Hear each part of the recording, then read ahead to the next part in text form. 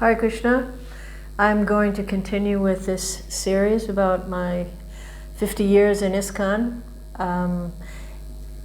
Let me begin with a prayer. Ma Om Vishnu Padaya Krishna Pastaya Bhutale Srimati Bhaktivedanta Swaminiti Namane Namaste Saraswati Deve Gauravani Vicharane Nirvishesha Shunyavadi Paska Jade Sitarane Jai Shri Krishna Chaitanya Prabhu Nityananda Shri Advaita Gadadhar Shivasadi Gaura Bhaktivinda Hare Krishna Krishna Krishna Hare Hare Hare Rama Rama Rama Hare Hare Vanchakopatarubhyascha Kripa Sindhubhyevacha Patitanam Pavanebhyo Vaishnavebhyo Namo Namaha. Hare Krishna. So, in the last talk, I discussed up until I think towards the end of 1976, I described my services in France and my first experiences in India, and then coming back to New Mayapur when Srila Prabhupada came there to install Krishna Balaram deities there. And that's about where we left off. So let us move from the end of 76 into 77.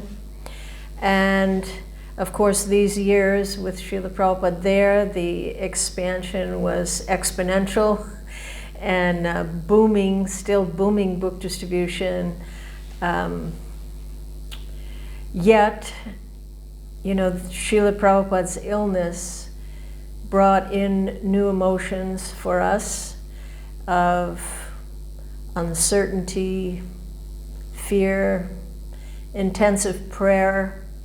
Most of the temples around the world were saying a daily prayer. My dear Lord Krishna, if you so desire, please save Srila Prabhupada, please keep Srila Prabhupada with us. And there are many extra efforts to please Srila Prabhupada, book marathons and trying to enliven Srila Prabhupada with all what we're doing. We know that gave him life, to hear more books published and distributed, and that's what made Prabhupada happy. So I think everyone was in the back of their mind just trying to do the best they could, back or front of the mind, whatever, but I don't think it was that, at least where I was and how I was feeling, was not that, oh, Prabhupada's leaving.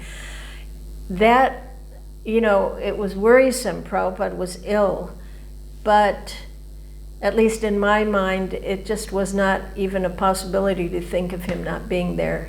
Maybe that sounds ridiculous, but I think many of us just didn't go there in our minds, that we were worried Prabhupada is ill, but we weren't thinking, oh, Prabhupada's going to leave soon, But we were getting, of course, new emotions came, mega emotions came at the end of 77 when, there was just so much shock, questions, uncertainty, and feeling of being orphaned, So there were new emotional experiences in this year, for sure. But, for myself, the end of 76 and through the beginning of 77, I was just busy in Paris, busy in New Mayapur with Pujari services, a lot of cooking Sunday feasts. That was something, Sunday feasts in those days, where they were like such an important part of our spiritual life. And so much went into it. They really were wonderful feasts, at least where I was. We had so many good cooks. And so there was that, and sewing room was buzzing. Now we have, Radha Parasushwara and more deities and Krishna Balaram, and a lot to do to take care of everyone, and of course there's always Harinam going on. But, you know, as I look back, I think of what a phenomenal, what Prabhupada gave the world in giving us deity worship is just beyond explanation. You know, how Prabhupada made God personal. You know, this is historical, that it is so huge, that it was so easy to just become attached to serving the deities and to cooking for them and sewing for them and artis for them and everything around them, and the whole community was around that, their Mangal Arati, their evening.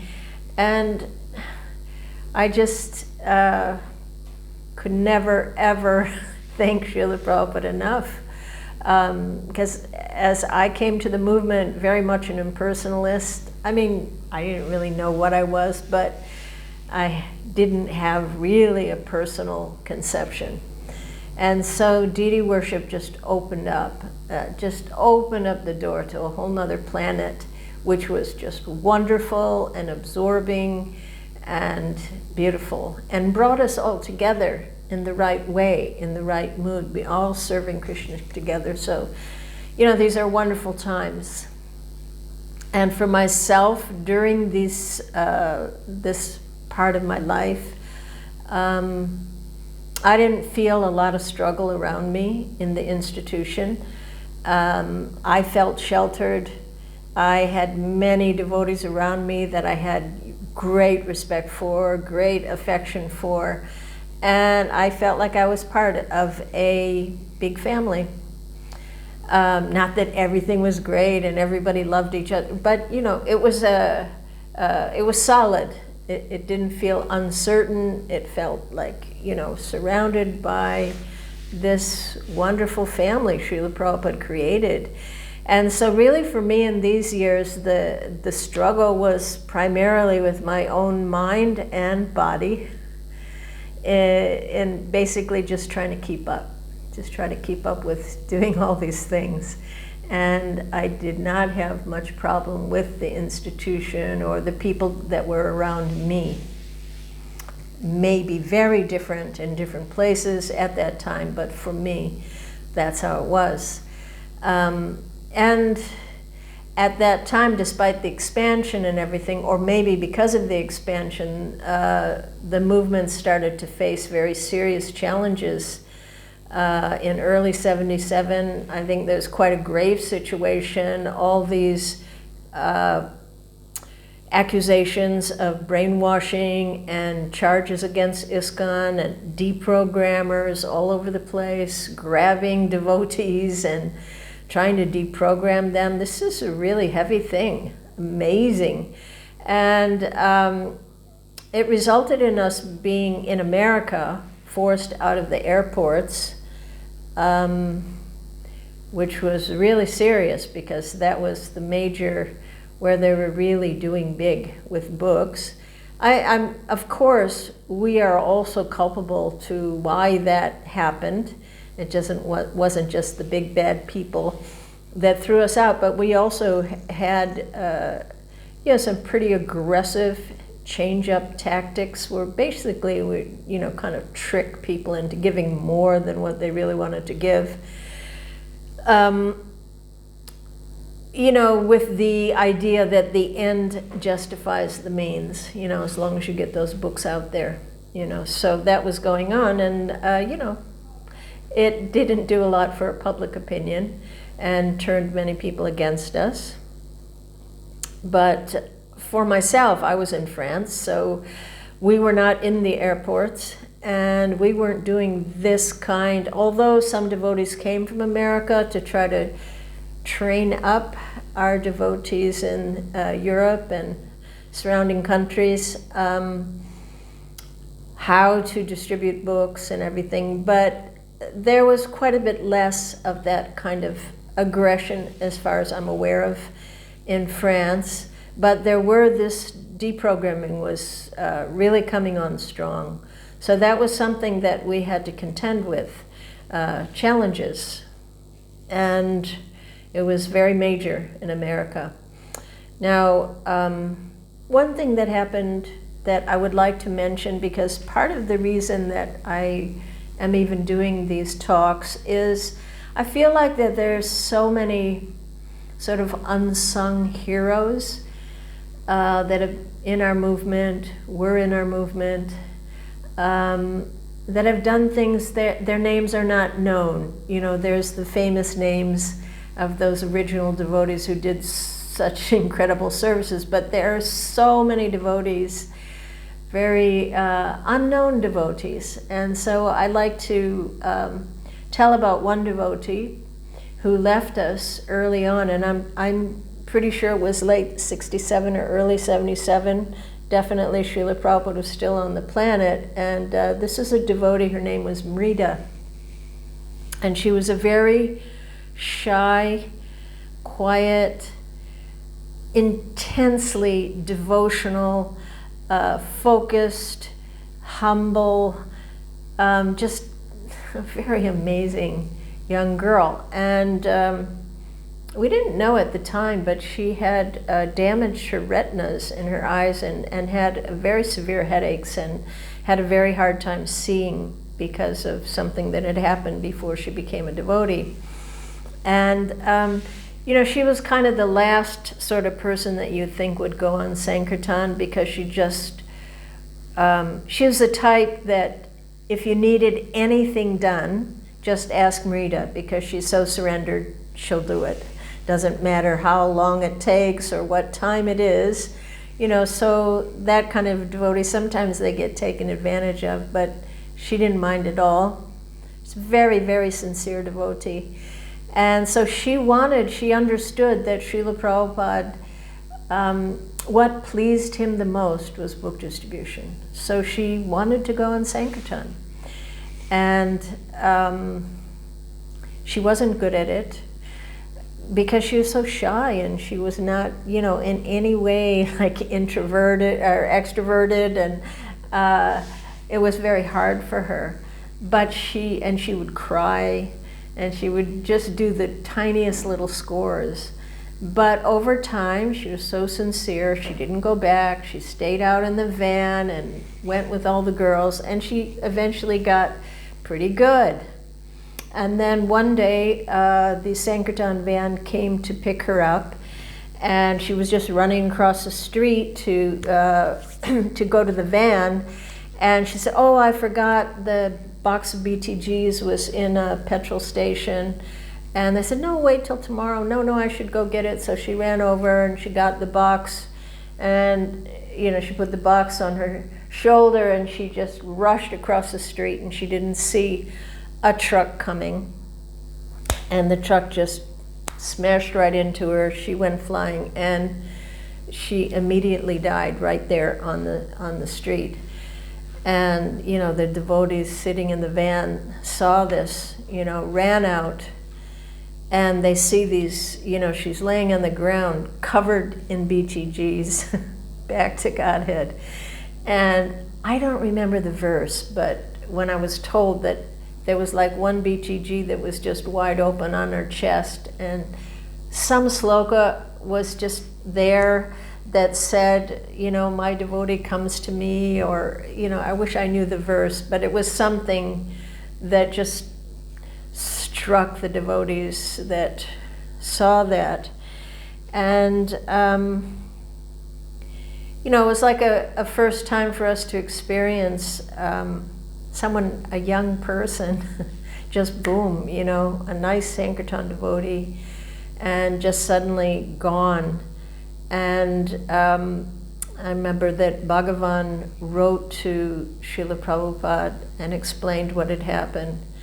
And Prabhupada said, "Yes, of course, she has gone back to Godhead," with no hesitancy whatsoever. That yes, of course, she has gone back to Godhead. And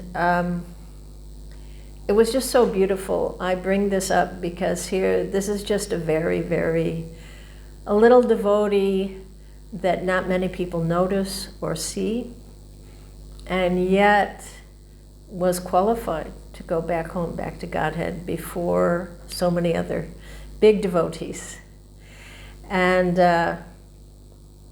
I just think it's nice to know that Krishna, he has a different way of measuring devotees, the big and the small. Her heart was so big and so dedicated that we all just felt relief for her, like somebody that doesn't belong in this harsh material world. So for my own purification, I just wanted to glorify that beautiful Marita so that other devotees know, you know, her life was not easy. It was very, very difficult for her to do Sankirtan, and to be, she was separated from her husband. He was doing Sankirtan and he wanted to become a sannyasi, which was like quite mind-blowing for her, but she's just trying to accept everything. And, you know, Krishna just appreciates. Krishna appreciates his devotees, such a sincere devotee. Meanwhile, for me, again, my challenges, my mind, my body, I already had a number of issues, physical issues from my past, and I developed a very severe hepatitis when I was in Paris, and it was misdiagnosed as an ulcer, and so they were trying to feed me just milk products. Oh my goodness. And I was just passing them on to say, you know, could you please eat this? This makes me sick. But I did, I remember at one point, I just felt like to move my fingers from one bead to the next was like, you know, climbing a mountain. That's how fatigued I was. And, you know, it would take the entire day just sleeping a few more beads, sleeping a few more beads the entire day, you know, to chant my rounds. But actually, I could have just died there in the room because everyone's busy. They're running in and out. How are you? Oh, bad. You know, they just see I'm sleeping. And then Bhagavan, the temple president, he poked his head into the Brahmacharini room one day, and he hadn't seen me. I'd been in there for a couple of weeks, and I could see on his face, he was shocked. He said, "What?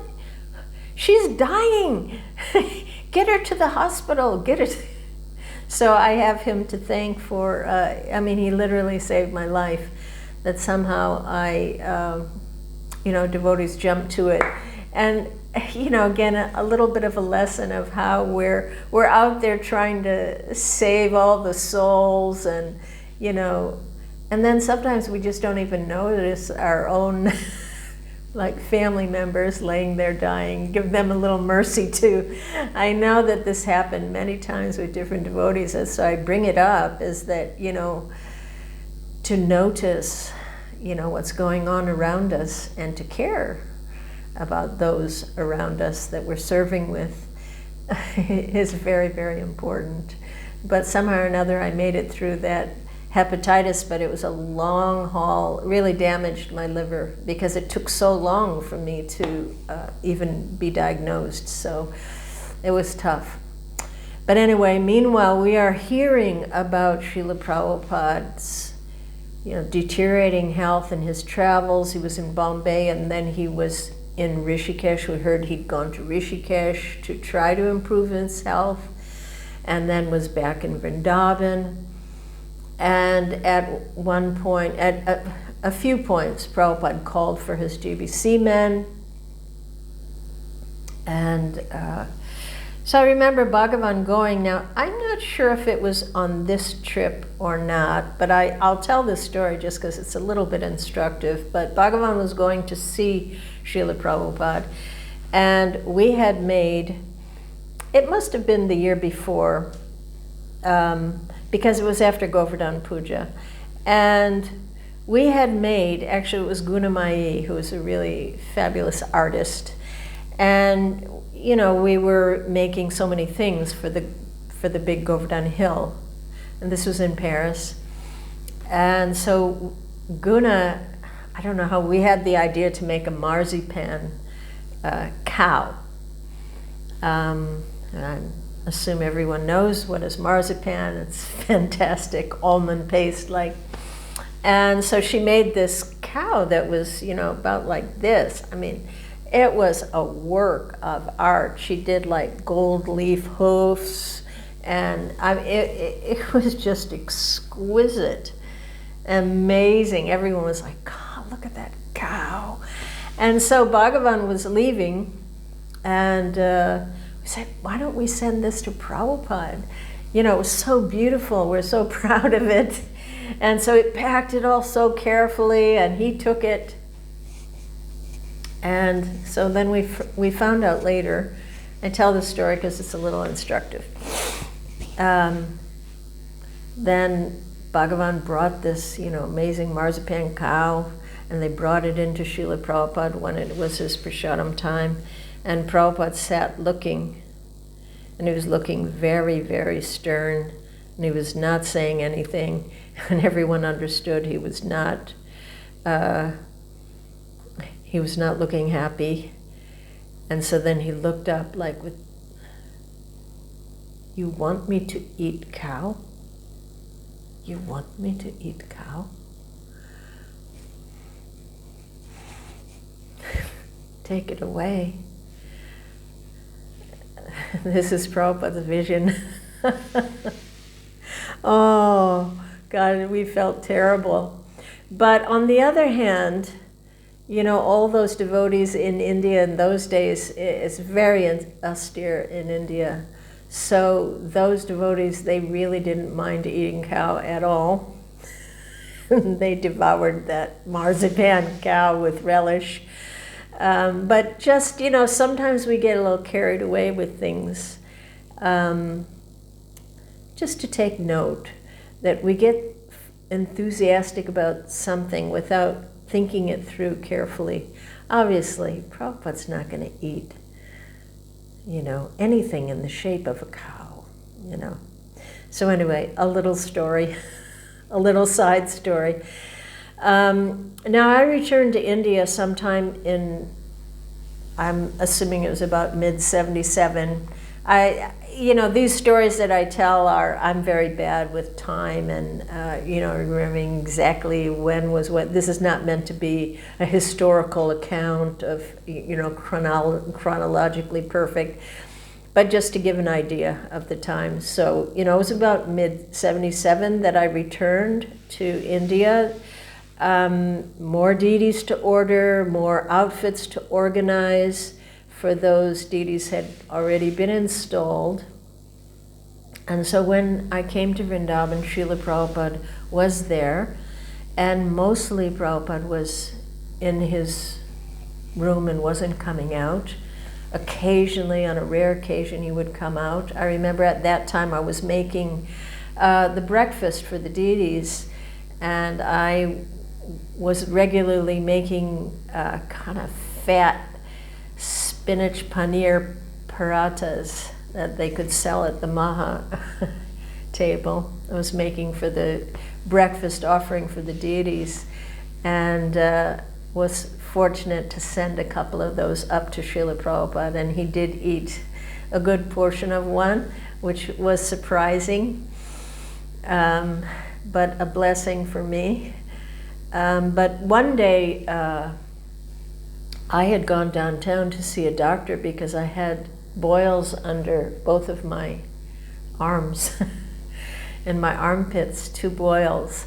And I don't know, boils, they were real big boils. And so it was like I couldn't even think of anything but this pain and what to do and how to get rid of these, So I had just come back from getting some medicine put on and some bandages, and then I remember just pulling up into the front, and I saw that a peacock fan going up and down under the tamal tree, and then I realized that Prabhupada had come out. Prabhupada hadn't come out for a long time, and it was just ecstasy that, wow, Prabhupada's in the temple room, So I remember I jumped out and went in it, and it was just so wonderful to see Srila Prabhupada, and shocking to see him so thin and But still, devotees were having this fantastic kirtan. And then Prabhupada came out after the kirtan and went back into his quarters. And as I was bowing down, I realized that both boils had just totally burst in the midst of all the ecstasy I hadn't, and I didn't even feel a thing. And it was like, when you're with Prabhupada, it kind of an out-of-body experience, the things that you're acutely feeling a minute before in his presence, it's like, I'm just not feeling it so much. So anyway, I know it was around this time we had heard that there was some big trouble in Mayapur. Maybe it was like June, July of 77, and like 250 gundas or whatever came, and there was a big battle there, and I think Bhagavananda was put in jail, and so we were hearing about, in other words, I'm just saying that everything was in all peaches and cream. During this year there were a lot of kind of battles going on, challenges in India, challenges in America.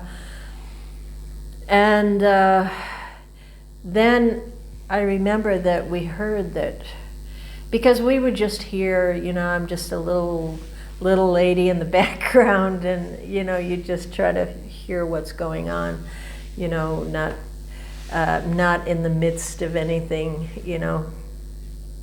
But we heard that Srila Prabhupada's going to England, and it was just so shocking to hear that he was going to England. And I don't know what time it was, but we all gathered to see Srila Prabhupada off. And it was literally horrifying, because it was like, it was late at night when he left, and they put him lying on a mattress on the back seat of a car. And, everybody was just crying, that, why is he going? Where is he?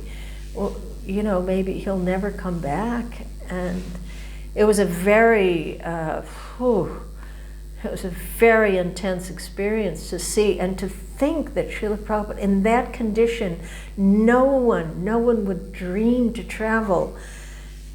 And yet Prabhupada, in that condition, he was thinking to inspire his disciples to preach.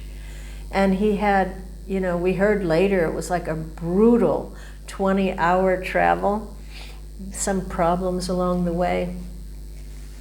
And of course, the British devotees were just shocked to see Srila Prabhupada. I remember hearing that Bhagavan had come over to see Srila Prabhupada.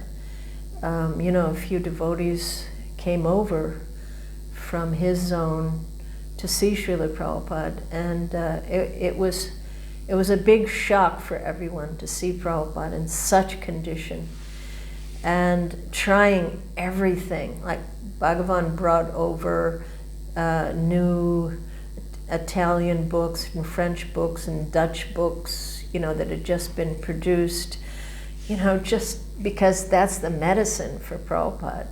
They knew that's. And, Prabhupada rubbed his head with his tears flowing, that Prabhupada was expressing so much thankfulness and so much love to the devotees. It was so intense in Prabhupada's travels. And of course, as you know, then it just wasn't possible. Prabhupada was there for some time. There was a plan that he would go to America. And then it was, his health was just not good enough. So then they were leaving the manor, and Tamal Krishna Maharaj saw that Srila Prabhupada was speaking a prayer to Radha Gokulananda as he was leaving, and Tamal Krishna Maharaj was bold enough to ask, what did you pray to Radha Gokulananda? And Prabhupada said, I prayed to them that they please engage me in the service of Radharasa Bihari. Interesting, huh? From one Krishna to the other Krishna. So he was returning. He was returning via Mumbai, where he had promised Radharasa Bihari to give them a wonderful temple, which was supposed to open soon, some months from then.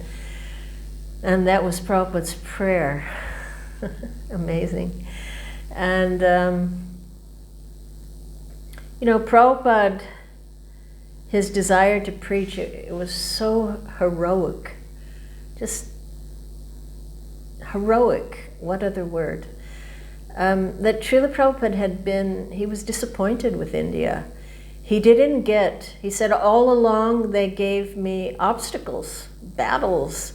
They're suspicious, they think I'm CIA. And he said, they've lost their culture. But he said, America has been so good to me. And he choked up. He said, I cannot forget my obligation. I want to make them happy, and through them, the whole world. Just see how Prabhupada was thinking. Because he got facility to preach in America. No one was bothering him, hassling him, the world was open. And it was Prabhupada's idea that if I get these American boys and girls, this will go outwards and it'll go to the world. And that was what Prabhupada wanted. His desire was to make the whole world happy. So anyway, after Prabhupada left, I was still there in Vrindavan doing my service. And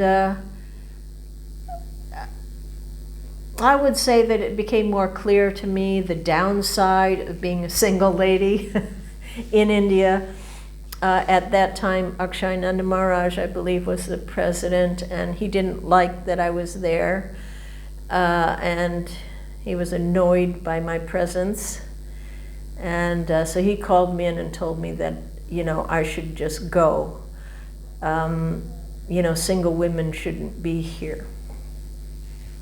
And I explained to him that I've been sent here by my GBC and I have a job to do. I have some service and I have to complete my service.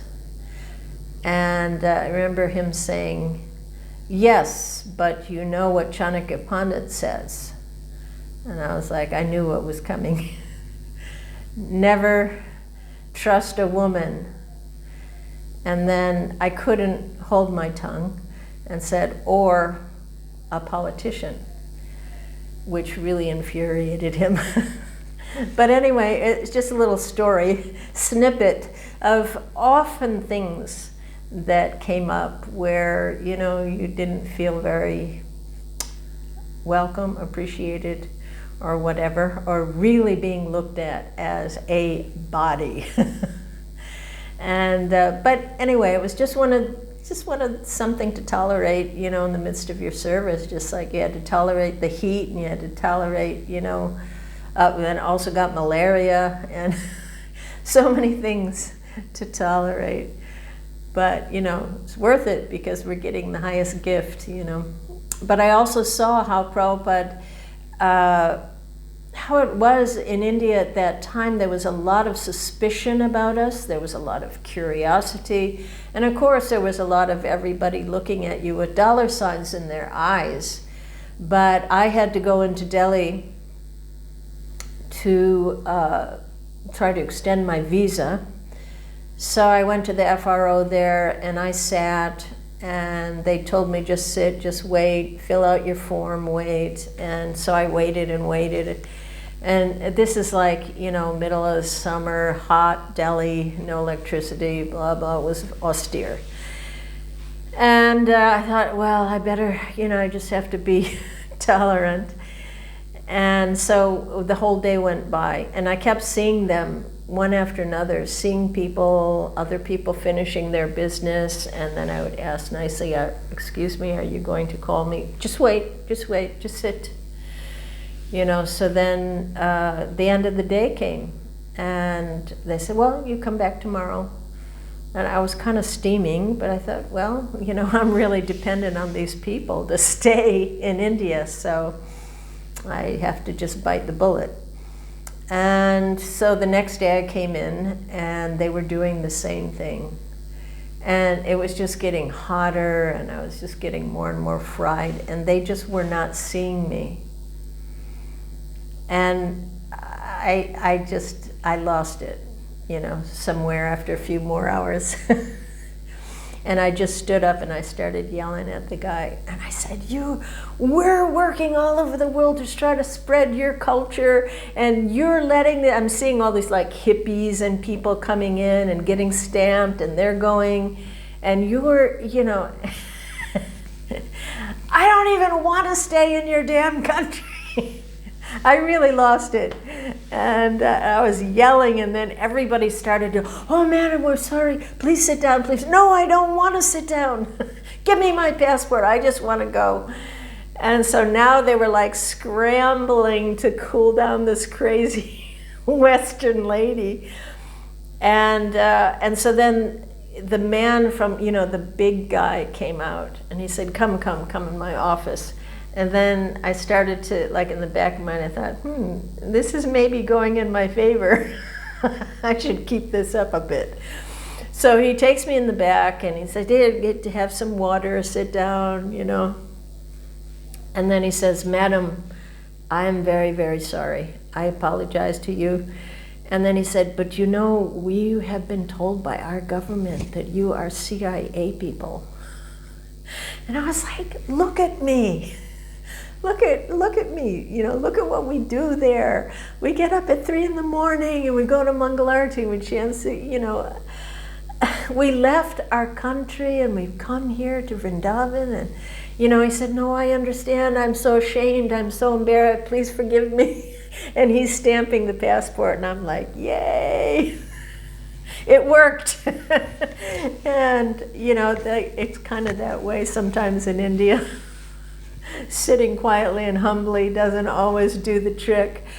But, it became clear that, they seriously could not understand who we were, why we were there. Why would any people living in America, like heavenly planets, why would they come to this dusty little village, and live this austere life, So we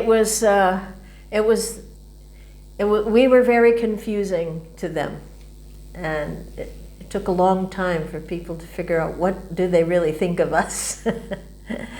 But anyway, somewhere along the line, I had to go from Vrindavan to Bombay and to order things for deities, to order some silver, and we were going to try to arrange for a Singhasan carved for New Mayapur. I think Narottam was there, and he had connections with the most experienced carvers. And so I had gone to Bombay to do this service, and then suddenly we heard that Srila Prabhupada is returning there. Prabhupada is coming from England, and he's coming to Bombay. So that was in September, like early September, I think.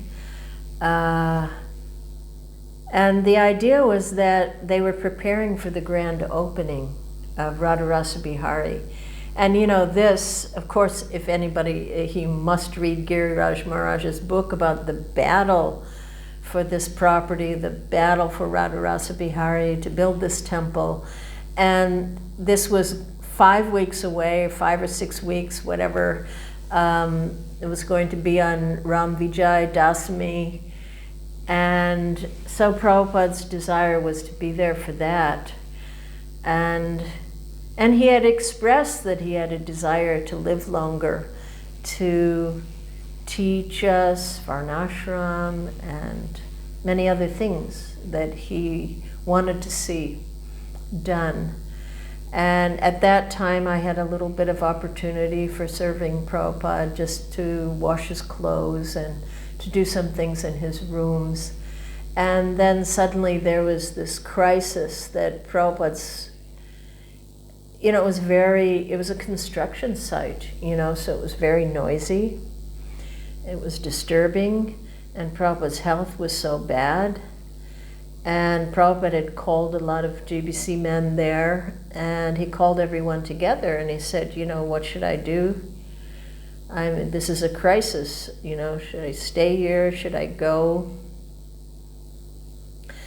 And, it was like Prabhupada in this time became almost dependent like a child in his loving exchanges with the devotees. And he's asking their opinion, what should I do? And, eventually it was concluded that Prabhupada should go back to Vrindavan, which was shocking, frightening, extremely disappointing to imagine the devotees in Bombay working so hard, frantically, to prepare for the opening. And then they understood there's no way, everybody's just going to leave, which they did. And so that opening was delayed. But I remember that we had to quickly, a few devotees, we had to rush into Srila Prabhupada's quarters to clean it all up when he was leaving, and to close up so that the apartment could just be closed up. And we were doing that, and also we're preparing because we all wanted, then we were all going to go back to Vrindavan, anyone who could, and I was ready to go. So, and then Prabhupada, I saw him, I hadn't seen him while I was there, and it was such a shock. And so, just to see his condition, and then they took him down to the train station. So we all went to the train station. Prabhupada was lying in the back of, I don't remember, someone's car. And I'm pretty sure it was Brahmananda carried Srila Prabhupada into the train and laid him down like a baby. And I remember I was there looking in the window, they have the bars, and looking inside, and just seeing how Prabhupada was so fragile. And I was next to Palika, and I was like horrified. I was like, Palika, why didn't they get him like a first-class car? And she was like, that is first class, Prabhu. And I was like, wow. It just wasn't wonderful. It wasn't wonderful. Anyway, so it was true that everyone just wanted to rush back to Vrindavan, and Srila Prabhupada, again, he was calling his GBCs to be there. And so there was a lot of, all of these things have been reported by so many people who were in there and who are important devotees who really understood what was going on. I'm just like a little bug on the corner of things, and just waiting to hear a little something come out from the room. So there's no point in me describing things that have been described many times by many devotees. But still, even though there was a discussion on what would happen in his departure, there was talk of his will, there was talk of new gurus, there was a Ritvik, whatever, and all these things were going on. But still, for myself, I just didn't think that Prabhupada would leave. It just wasn't something that I could entertain in my brain. And of course there was a point when Srila Prabhupada gave some indication that he was going to stay. So many of the GBC men just accepted that and left. And during that time, I remember, was the first BI science conference held in Vrindavan. That was in October, like mid-October. The first Life Comes from Life conference, which Srila Prabhupada was very, very pleased and very eager that these kind of conferences should happen all over the world. This is something that still needs a lot of work to this day, so many years later. But Prabhupada wanted this scientific preaching. He was very pleased that they were having this, and it was successful. And I remember during that time we also started the first restaurant there in Vrindavan, which was in the Gurukula building. It might have been there because of the conference, I'm not sure, and then it moved over to the guest house eventually. But you know, at that time, it was very much the devotees that were doing all the cooking and the serving, and of course we had some hired people for cutting sabjis and things. But it was, you know, still, it wasn't like, you know, there's a bit of a disease in India of just hiring everybody to do everything, whereas we would never think of doing that in the West. It's like, hey, that's my service. But as everyone is aware of the controversy that took place about Prabhupada wanting to go to Govardhan, and how devotees were torn, understandably. You know, there were different viewpoints. We should just do what Prabhupada says if that's what he says, and no, we have to protect Prabhupada. And both viewpoints are legitimate. And I remember one day being in the back of Srila Prabhupada's, back of his house. There were tulsis planted there, and I was picking tulsi. And Tamal Krishna Maharaj and Bhavananda had come out. They didn't see me, so I just kind of had to stay where I was, because they were having these private conversation, which was very, very intense, and they were arguing and they were crying, both of them. They were so strained and so stressed, and you know, this responsibility upon them to, you know, care for Prabhupada. I can't even imagine, you know, that burden of, you know, not knowing what's the right thing to do, you know. And you know, regardless of what anybody thinks about these personalities, I saw with my own eyes, you know, the incredible love and dedication and emotion of caring for Prabhupada. And it was quite overwhelming to observe it, to be privy to that discussion. And I happened to be there also when Prabhupada's godbrothers came. You know, and Prabhupada was asking forgiveness, so these things have been explained by many. But I just happened to be nearby, and then someone ran out and said, we have to have prasadam. Prabhupada is going to want to give his godbrothers something, and we don't have anything. You know, you have to go in the back and just cook something up, you know, make something quick.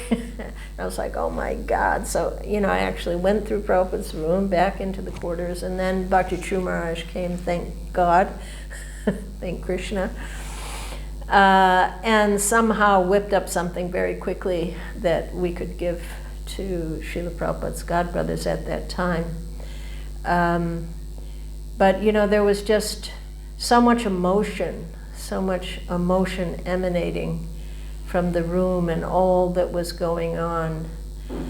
But even despite all of it, you know, most of us, we didn't talk about Prabhupada leaving. I don't remember discussing this with all my friends there, or, you know, we weren't like, when is it going to happen? Somehow I just thought by some miracle, you know, Prabhupada will be okay. Krishna can do anything. Prabhupada can do anything. So it was quite shocking when I was staying at that time in the Tapuria house, which is now the Goshala, and a devotee came running over sometime before noon, I think. And it was Jai Govinda, actually, I think. And he said, Prabhupada, he was like hysterical. And he was yelling out, and he was saying, Prabhupada wants milk from a black cow. I believe that's what he was. He said, Prabhupada's going to leave. He's leaving. He's saying, the Kaviraj said he's leaving. So everyone that was staying in the Tapuri houses, the ladies, Vishalini, I don't remember who else was there. So we were just, all dropped everything and ran over to Prabhupada's quarters. And by this time, the door was open. The Kaviraj had said that he would go sometime in the day, and I don't think I'd actually heard that. Later I heard that.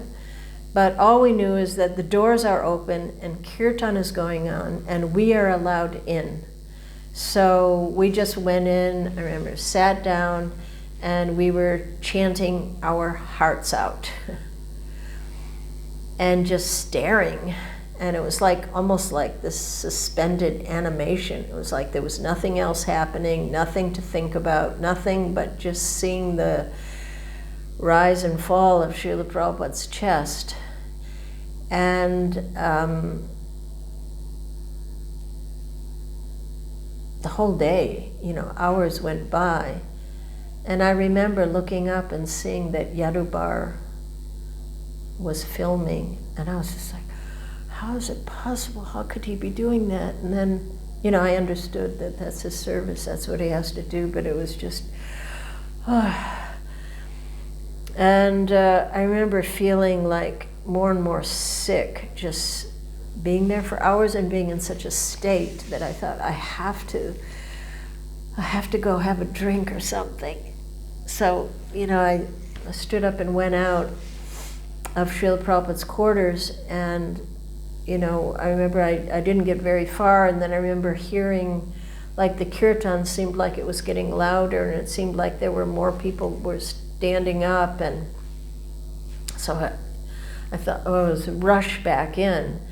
And I don't know exactly what had happened to make, I think it was more kind of a spontaneous thing. Everyone just started chanting all together, powerfully chanting, and just standing up now and being around Prabhupada's bed.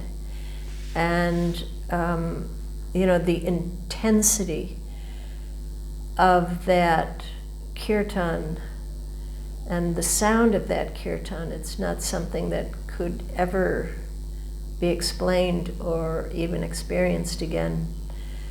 And at some point, I don't even know how it became clear that Prabhupada was gone. And I just remember everybody just standing there, and some people starting to cry, and the kirtan going but failing, and just stunned. And then at some point I remember someone, I think it might have been Satsvarup, saying, okay, everyone has to leave the room now. And I'm like, leave the room? Where do we go? What do we do? And so we were all kind of ushered out, because obviously they had to prepare Srila Prabhupada, and so much had to be done, which, most of us, I'm just like a baby, don't know what to do, not capable of doing anything, and going out, and the only thing I could think was to go to the temple room. And, just went into the temple room, and I remember Arti going on, and I just had this moment of looking at Krishna and how could you be smiling? It's kind of a craziness that comes, a sort of a madness, how could Krishna be standing there playing his flute and smiling when this has happened, And then, of course, soon afterwards, we heard that Prabhupada is coming out, And like I say, there's kind of a madness in the mind, like, oh, maybe he didn't really go, he's going to come out on his palanquin. And they had him sitting up on the palanquin, and he looked so beautiful, and he didn't look like he died. He looked like Prabhupada sleeping. And, so it was kind of, the devotees were just so much confusion and so much unable to know how to express anything. And, all glories to those devotees who were capable of functioning and, doing what needed to be done. And this is what Prabhupada had asked Narayan Maharaj to help us with, that we have no idea. We don't know how to do these things. We don't know how to put someone in samadhi. We don't know the proper procedure. And Prabhupada had asked Narayan Maharaj to help with that. They do not know. And so he did arrive very quickly. And also Srila Prabhupada's godbrother, Krishnadas Babaji, who had so much love for Srila Prabhupada. And so then Srila Prabhupada was taken around the temple 3 times, I believe, and then brought into the temple room on the palanquin. The whole palanquin was placed on Srila Prabhupada's Vyasasana. So, the kirtan had been going on, and then at that moment, it was like kind of a moment in which everyone just stopped, and it was like silence. It was just, everyone just frozen. And Narayan Maharaj stood up and he raised his hands and he started singing Jaya Nilo Prema Dana.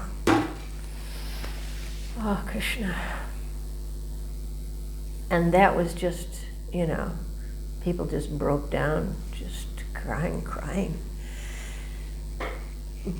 But, it was so beautiful and it was so appropriate. And, so then we sat, and I remember seeing Krishnadas Babaji playing the drum, like playing his heart out. They really kept the kirtan. They kept the kirtan alive all night long, all night. So sitting in front of Srila Prabhupada, just chanting and knowing and thinking of all lost chances and, thinking so many things.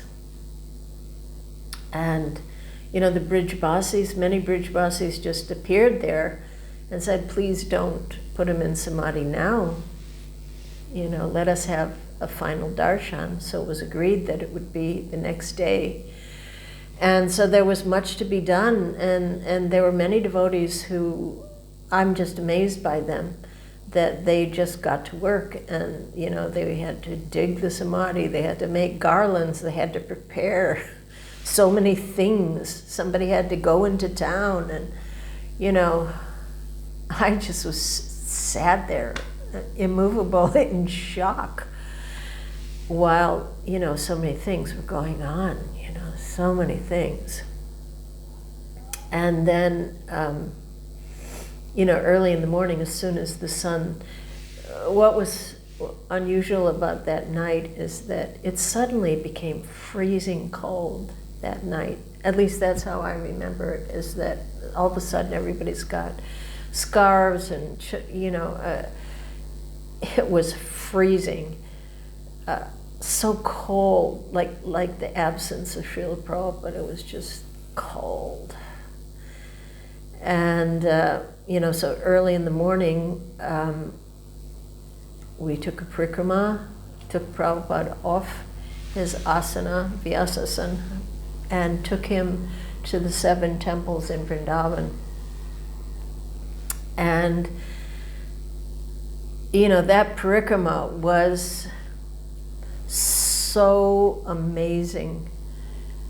I think there may be a little bit of recording of it, but it was so filled with shock and joy and sorrow and pride, proud of who Srila Prabhupada was. And, seeing what was just amazing was to see all the Brijbhat, everybody was coming out. Everywhere we went, people were just doing flat dandavats everywhere. And it's almost as if, Prabhupada, people weren't really sure. He looked, he looked alive but sleeping. And everyone, all the shopkeepers wanted to offer flowers and incense and ghee lamps, and it was just in every temple, coming out and honoring Prabhupada. It was so glorious. It was just utterly glorious, that, of course it's just utterly devastating, but at the same time, this just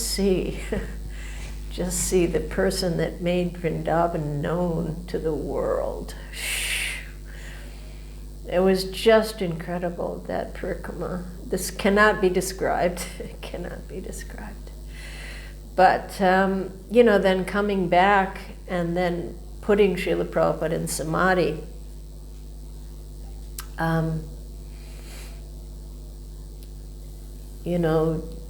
all the rituals that had to be done and everything. And Narayan Maharaj was so much helpful, so grateful. And at some point then it was, everything. Prabhupada went into the Samadhi. It's a bit much to talk about, but it should be anyway. And I remember at that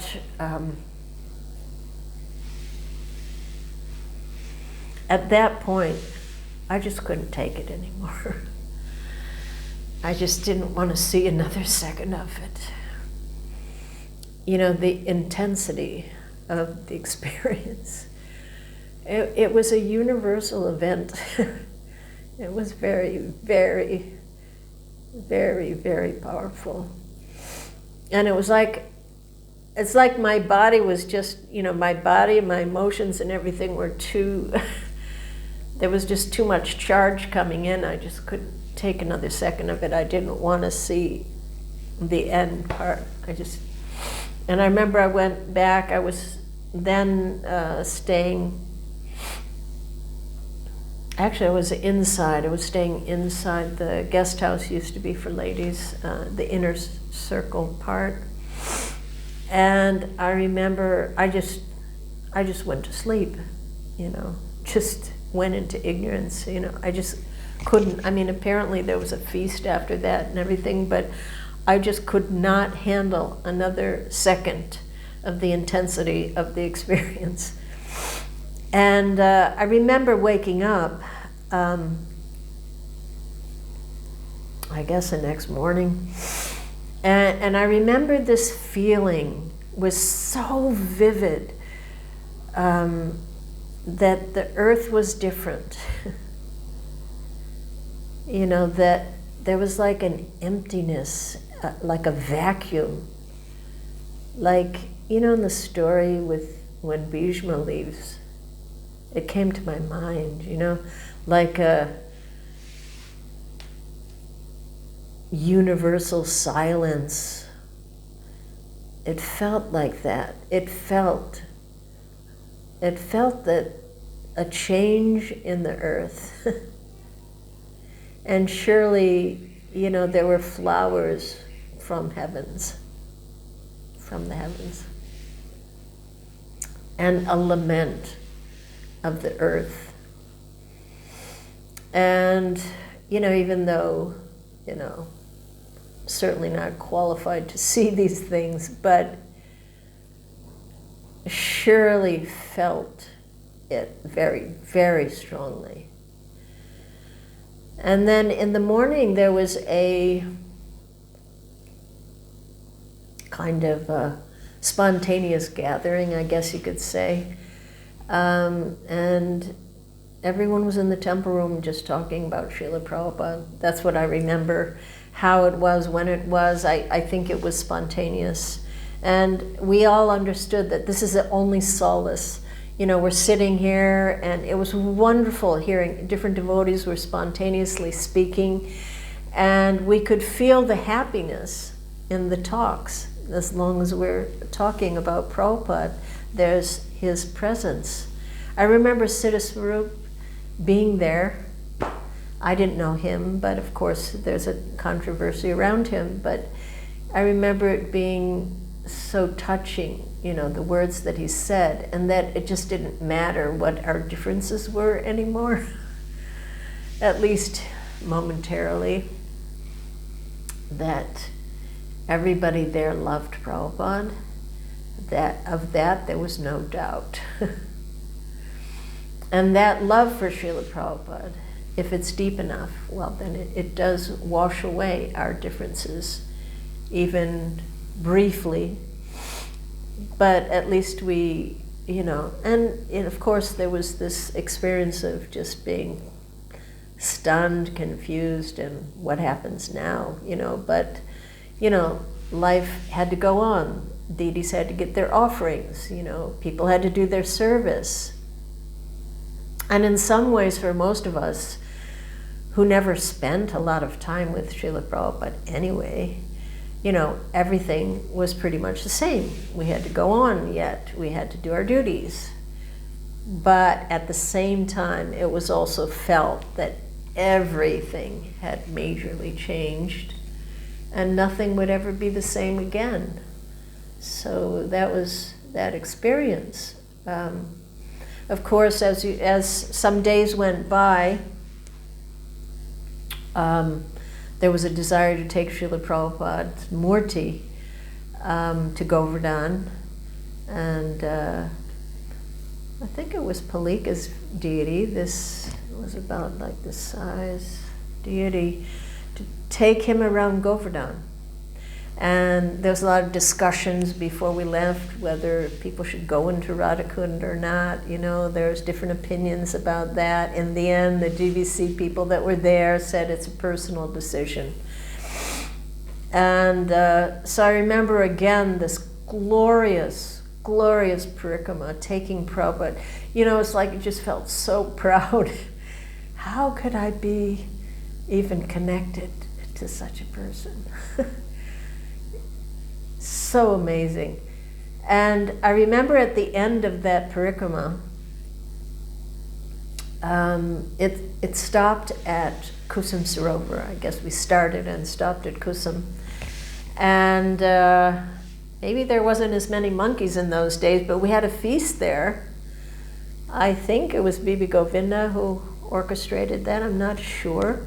But I remember that the prayers to the six Goswamis was playing on a loudspeaker, just blaring over Govardhan Hill. Krishna Kirtana Ganana. And I just remember this like moment, you know, hearing Prabhupada's voice and wafting over Govardhan Hill, and we're all there together, taking prasadam, and feeling, oh, you know, this is it. This is union and separation, or at least some little kind of tiny, tiny shadow hint of what that means. Because I could feel Srila Prabhupada is here with us. And yet he's gone. And so we are so sad. And we are so happy. So this was Prabhupada's lesson. He had to give us a sample of all the transcendental experiences. And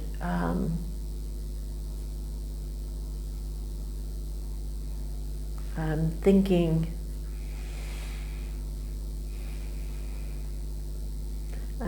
that I should end there.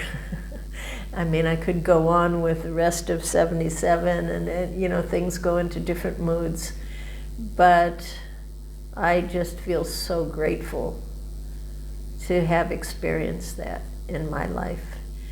And so grateful to all those devotees, whatever, big and small, or whether they've gone back to Godhood or whether they've fallen into another situation, whatever. Such a glorious history, a glorious experience, what Prabhupada was teaching us about transcendental relationships, what it is. It's something very different than what we experience in the mundane world. Anyway, I'm going to end there because that's a very intense thing to discuss. And we'll go on with 77 and 78 in the next Hare Krishna.